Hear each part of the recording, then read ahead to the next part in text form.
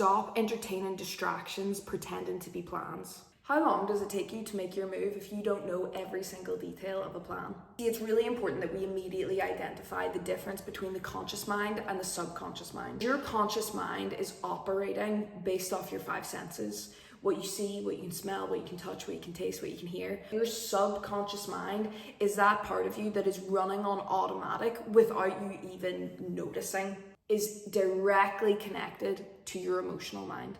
That's why I've said, and I will always say, that the person who has the power to harness their emotions will always be the most successful person in the room, because you're in control of your subconscious programming.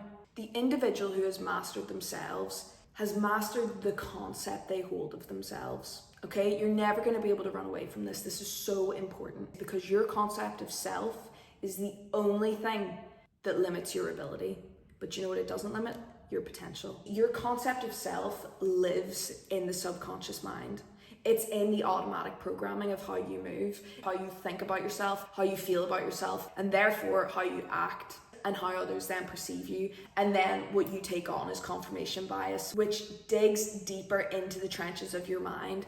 Imagine cookie dough, and you then have cookie cutters. You've got a cookie cutter that's a circle, you've got a cookie cutter that's a square, you've got different shapes of cookie cutters, right? If you just set your cookie cutter on top of the cookie dough and then take it off, are you gonna see the shape? Are you gonna know which shape was on the dough? No. Say I take the square and I impress it down onto the cookie dough and then I lift it off. Are you gonna be able to tell what shape I had pressed in? Yes, you will. You will know it was a square. Why? Because it's left a square shape. Your subconscious mind is like cookie dough, okay? And you want to impress upon it the concept of yourself that you desire to hold. This is so important in every realm, every industry, no matter who you are. This concept within self-mastery is so important. You don't want to just say to someone, yeah, I'm really into health and fitness and one day I'll be a millionaire, one day I'll work with a billionaire. No, you don't just say these things. You impress them into your subconscious programming by acting like the version of you that will do that. You have to disregard the conscious mind when it comes to self-mastery. Your conscious mind can only ever confirm for you what has been in the past. And you might be like, oh, that's confusing because my physical senses are telling me what's going on in the present moment. Your present results are the effect of past thinking. In this present moment, you're seeing the result of who you were. But if you want to change who you become, you then master the present moment with a new concept of self, which means that yes, in this present moment, you must disregard the senses around you and lean on the higher mental faculties of your subconscious mind. How do you do that? Your imagination is what brings an idea to life. Okay, in As a Man Thinketh, James Allen says, the oak sleeps in the acorn, the bird waits in the egg. Everything was at first, and for a time, a dream. The iPhone, Wright brothers creating the airplanes, everything around us that's been invented was at first and for a time an idea in somebody's imagination, okay? Who you are in the future is an idea in your imagination, and you can bring that to pass. You do not wait for permission to do this. Why? Do you think that the acorn is asking for permission to turn into the oak tree? Do you think the bird waits for permission to exit the egg? No, it doesn't. So why would you? Waiting for permission is spiritual suicide. You've already heard your calling, make your move. You do that through unwavering faith. Now, when I talk about faith, I'm not talking about religion, but I am talking about a belief system.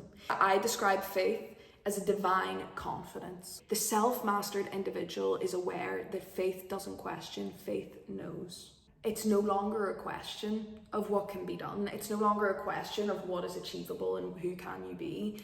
At this point, you already know that all things are possible. We talk about faith, we are also talking about the polar opposite, which is fear. It's the fearful person who waits for clarity before they take action. It's the fearful person who's stuck thinking it over, right? Thinking it over is for people who cannot take action.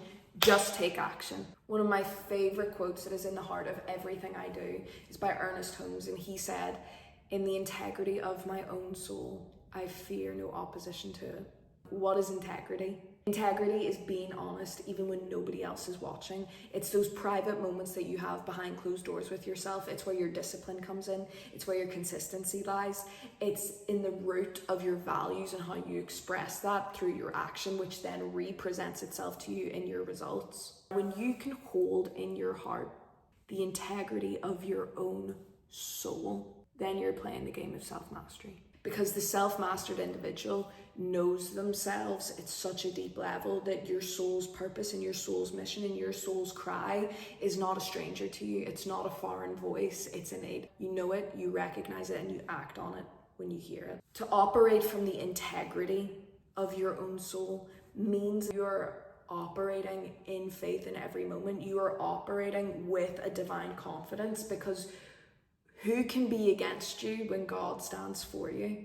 No matter what background you're from, all of science and all of theology will agree that there is a higher power. There is a creative force that goes to and through everything. We don't need to discuss that in this video, but what is for sure is that you have nothing to fear, no hurdle, no army of adversaries that is ever going to come your way that can defeat you if you have integrity with your own soul. Because faith doesn't question, faith knows. Your soul has the energetic DNA of perfection, okay? Whatever you want to say it, believe it, and mean it. But know what you're actually communicating with yourself is the limitless energy that is in this universe. The spiritual perfection of creation breathes to and through you. How can you fear anything when you have a natural force like that at the core of your modus operandi? You don't need to. In the integrity of my own soul, I fear no opposition to it. Your mind is the energetic playground of intellect that bounces to and from your soul and into your physical reality, okay? It's like the bridge. You've got your spirit, you've got your mind, and you've got your body. In order to truly master yourself, you must recognize that the body is an instrument of the mind. So the stronger the mind is, the stronger the body is, the stronger the mind will be, and vice versa, okay? But the mind and the body will never, not even combine, they will never compete with the strength of the soul. When you are able to align your soul's purpose through your mindset and then into your actions through your body, that is what I'm referring to when I talk about alignment. When you are aligned in body, mind, and spirit, you're an unstoppable force. You don't need clarity because you are going to create it in every moment. Whatever the soul prompts the mind to create, those ideas that you have, those things that you think you need to go and make a plan for, no. Why would you need to do that? Your soul has brought it to the mind's attention. Go take action on it straight away, because you're going to be able to create the reverse engineered effect of the result. That is how you make your first move with confidence. To seek for a plan and to seek for certainty is to be operating in a fearful position of lack. That's not who you are. Disregard that narrative straight away. Truly self-mastered individuals know this, and that is why they are winning in life. That is what sets them apart from all the other people that you meet, and you sit and you wonder, God, what is it about that person that makes them so different? What is it about that person that allows them to live rent-free in my head? It's that, I promise you, the alignment of their soul, mind, and body, being able to flow with creativity and create logical reasoning after the fact. Okay, do not wait for logic, do not wait for reason, go create what you're gonna create and then connect the dots when you look back in hindsight. By the end of this video, I'm gonna give you 3 essential check-in points that you need in order to master yourself, to avoid distractions and create clarity in moving towards your goal. Number 1, you need to spot, identify, and interrupt fear when it crops up in your life. When you see yourself hesitating to take action, I want you to take a step back and ask yourself, what am I actually afraid of in this moment? If you need to send a message to someone, if you need to put a proposal across to somebody, if you need to shake up your financial circumstances, what are you actually scared of? Then I want you to counteract the reason why you're afraid of it and say, if I just took action, what is the most positive outcome I could receive from this? The self-mastered version of you, the highest version of your potential, the limitlessness that is within you, what would that version of you do? If you described yourself as a formidable force of nature, what move would you make in the face of fear? And then go do that. Clarity doesn't come from thinking it over. Clarity comes from making a move and understanding that it's going to be a progressive realization of a worthy ideal. Number 2, you want to ruthlessly address your input. You're coming up against things every single day. As a high performer, you are probably planning your business. You are planning your client contracts. You are planning everything to do with your life. Books, podcasts, specialized knowledge, training, resources. Are you giving all your time to the plan, or are you giving your time to the outcome of the task, the version of you who has done it, and then just acting towards it?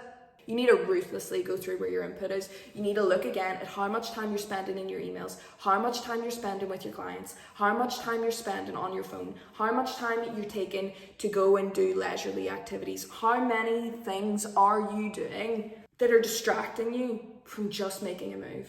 You want to ask yourself, is this serving me in the path of my goal, or is this a distraction dressed up as direction? If it's not making a direct contribution to your goal, then it is a distraction. Cut it off. Third, you want to remember that clarity doesn't come within one moment. It comes through building momentum. You don't find clarity, you build clarity. Through first making your move, yes, you might make a mess, but then you will master yourself in that task. And at that moment, you will have clarity on how to then go to the next goal and the next one and the next one. Clarity is earned through the progressive realization of a worthy ideal by taking aligned action. Go through the motions of mastering yourself, master your concept of yourself. You will look at every task and you will not fear it, you'll welcome it. So make your move.